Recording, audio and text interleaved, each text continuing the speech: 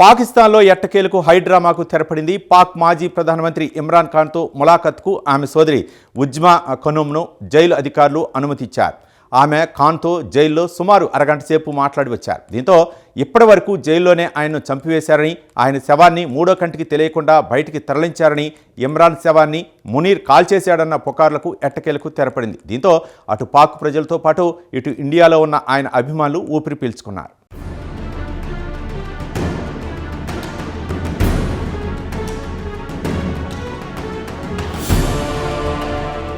మన పొరుగున ఉన్న పాకిస్తాన్లో గత వారం రోజుల నుంచి కొనసాగుతున్న హై డ్రామా కెట్టకేలకు తెరపడింది. గత 2 ఏళ్ల నుంచి జైల్లో మగ్గుతున్న మాజీ ప్రధాని ఇమ్రాన్ ఖాన్ ను జైల్లోనే పాక్ ఆర్మీ చీఫ్ అసీం మునీర్ చంపేశారన్న వార్తలతో పాటు పాకిస్తాన్తో పాటు ఇటు ఇండియాలో పెద్ద దుమారం రేపిన విషయం తెలిసిందే.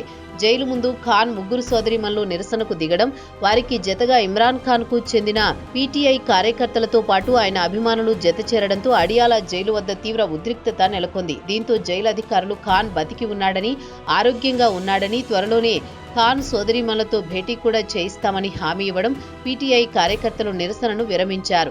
ఇక పోలీసులు చెప్పిన మాట ప్రకారమే ఇమ్రాన్ ఖాన్ సోదరీమణుల్లో ఒకరైన ఉజ్మా ఖానుమ్ను మంగళవారం నాడు కలవడానికి జైలు అధికారులు అనుమతించారు.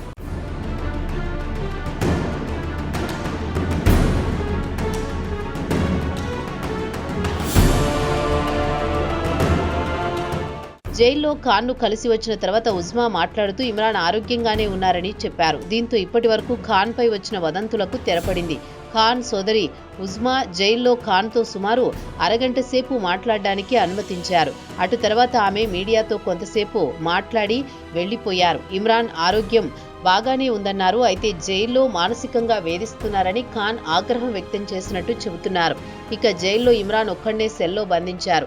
సెల్ నుంచి బయటికి రానివ్వడం లేదు. కొంతసేపు మాత్రమే అనుమతిస్తున్నారు. ఎవరితో మాట్లాడడానికి కూడా అనుమతించడం లేదన్నారు. తమ మధ్య సుమారు 30 నిమిషాల పాటు మాత్రమే కలవడానికి అనుమతించారని ఉజ్మా వివరించారు. అయితే ఖాన్తో మీటింగ్ సందర్భంగా మొబైల్ ఫోన్ను అనుమతించలేదు. తమ మీటింగ్పై అధికారులు నిఘా పెట్టారని ఉజ్మా చెప్పారు. పూర్తి వివరాలు ఇవ్వడానికి ఆమె నిరాకరించారు.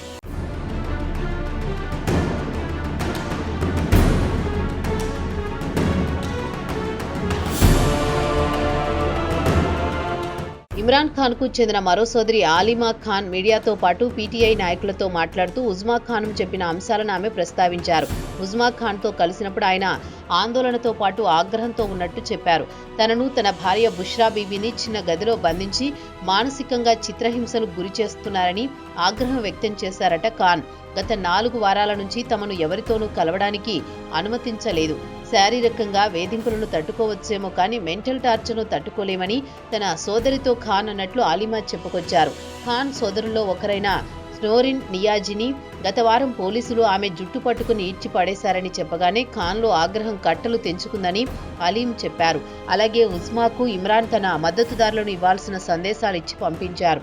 నేషనల్ అసెంబ్లీలో ప్రతిపక్ష నాయకుడు సెనేటర్ అల్లామా రాజా నసీర్ అబ్బాస్లను ఎంపిక చేయాలని కోరినట్లు ఖాన్ సోదరి చెప్పారు.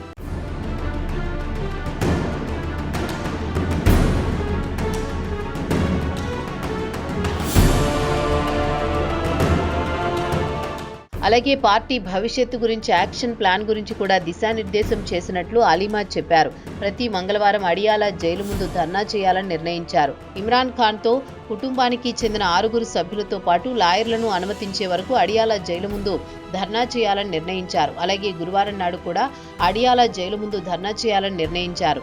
ఇదిలా ఉండగా ఖాన్ పార్టీకి చెందిన పీటీఐ కార్యకర్తలు ఇస్లామాబాద్ హైకోర్టు ముందు పెద్ద ఎత్తున నిరసన చేపట్టారు. తమ నాయకుడు ఇమ్రాన్ ఖాన్ ను కలవడానికి కోర్టు అనుమతి ఇచ్చినా జైలు అధికారులు అనుమతించడం లేదని, గత కొన్ని వారాల నుంచి ఖాన్ ను ఎవరితో కలవకుండా జైలు అధికారులు అడ్డుకుంటున్నారని ఖాన్ మద్దతుదారులు పెద్ద ఎత్తున ధర్నాకు దిగారు. ఇదిలా ఉండగా ఖైబర్ పఖ్తూన్ఖ్వా ముఖ్యమంత్రి సొహైల్ అఫ్రీదీ కూడా అక్టోబర్ 27 నుంచి ఇప్పటి వరకు ఇమ్రాన్ ఖాన్ ను కానీ ఆయన భార్య బుష్రా బీబీని కలవడానికి జైలు అధికారులు అనుమతించలేదని చెప్పారు. ఇదిలా ఉండగా పీటీఐ పెద్ద ఎత్తున నిరసన కార్యక్రమానికి పిలుపునివ్వడంతో ఇస్లామాబాద్, రావల్పిండిలోని పోలీసులు సెక్షన్ 144ను అమలు చేశారు. 4 కంటే ఎక్కువ మంది గుమికూడడానికి అనుమతించలేదు.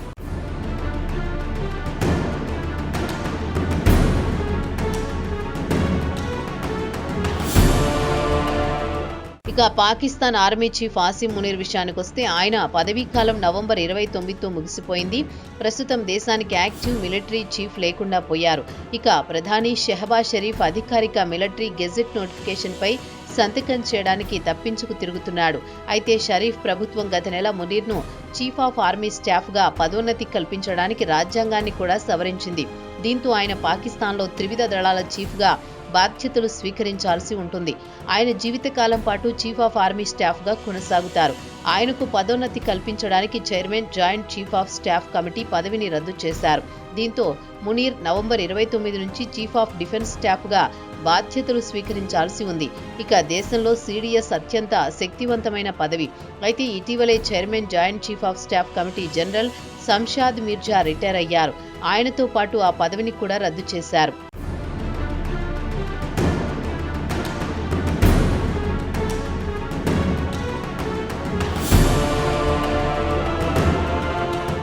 దీంతో సీడీఎస్గా ఆసిమ్ మునీర్ పదవీ బాధ్యతలు స్వీకరించాలి. అయితే అధికారిక నోటిఫికేషన్ వెలువడకపోవడంతో మునీర్ అధికారికంగా సీడీఎస్ బాధ్యతలు చేపట్టలేకపోయారు. ఇక అధికారికంగా చీఫ్ ఆఫ్ ఆర్మీ స్టాఫ్గా మునీర్ పదవీకాలం నవంబర్ 29 అర్ధరాత్రితో ముగిసిపోయింది. కొత్తగా ఆయన కోసం సృష్టించిన సీడీఎస్గా ఆయన అధికారికంగా బాధ్యతలు స్వీకరించాలి.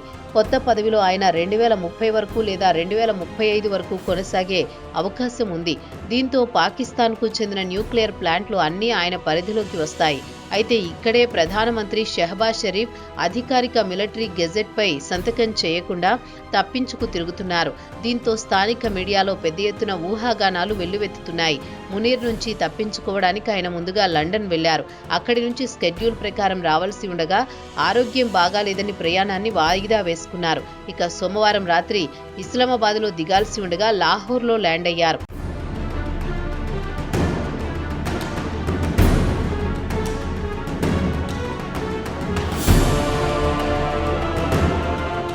సోమవారం రాత్రి ఆయన లాహోర్లో దిగినా ఆయన మాత్రం నోటిఫికేషన్పై సంతకం చేయలేదని తెలుస్తోంది. ఇప్పటి వరకు ఆర్మీ చీఫ్గా మునీర్ ప్రధానమంత్రి షెహబాజ్ షరీఫ్ను ఆట ఆడుకున్నారు. షరీఫ్ ప్రస్తుతం తన వంతు రాగానే మునీర్ను ఆట పట్టిస్తున్నాడు. ఇక పాకిస్తాన్ చరిత్రలో మిలిటరీ చీఫ్ల ప్రధానమంత్రులను అత్యంత చులకనగా చూసేవారు. షెహబాజ్ షరీఫ్కు మునీర్ జుట్టు చేతికందింది. ఆయన నోటిఫికేషన్పై సంతకం పెట్టకుండా మునీర్ను తప్పించుకు తిరుగుతుండడంతో మునీర్ కాలు కాలిన పిల్లిలా షెహబాజ్పై మండిపడుతున్నాడు. మరి ఈ సస్పెన్స్కు ఎప్పుడు తెరపడుతుందో అని పాక్ ప్రజలు ఆతృతతో ఎదురు చూస్తున్నారు. మరి మునీర్ కళ షరీఫ్ నెరవేరుస్తాడా, ఇంకెవరికైనా బాధ్యత అప్పగిస్తారా అనేది త్వరలోనే తేలిపోతుంది.